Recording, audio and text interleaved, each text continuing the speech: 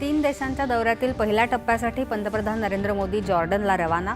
जॉर्डनचे राजे अब्दुल्ला द्वितीय इब्न अल हुसैन यांच्याशी करणार चर्चा। काँग्रेसच्या काल झालेल्या रॅलीत पंतप्रधानांविरोधात देण्यात आलेल्या आक्षेपार्ह घोषणाबाजीचे संसदेच्या दोन्ही सभागृहात पडसाद।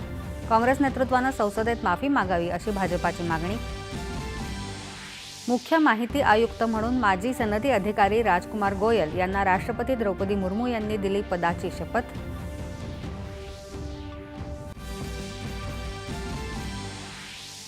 पहलगाम दहशतवादी हल्ल्याप्रकरणी NIA आज जम्मूमधल्या न्यायालयात आरोपपत्र सादर करणार।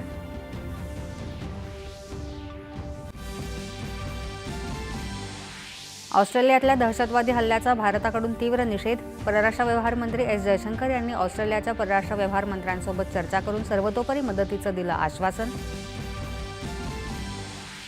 मुख्यमंत्री देवेंद्र फडणवीस यांच्या हस्ते इचलकरंजी इथं छत्रपती संभाजी महाराजांच्या पुतळ्याचं अनावरण तसंच विविध विकास कामांचं लोकार्पण आणि भूमिपूजन। राज्यातल्या स्थानिक स्वराज्य संस्थांच्या निवडणुकांसंदर्भात आज मुंबईत राज्य निवडणूक आयोगाची पत्रकार परिषद।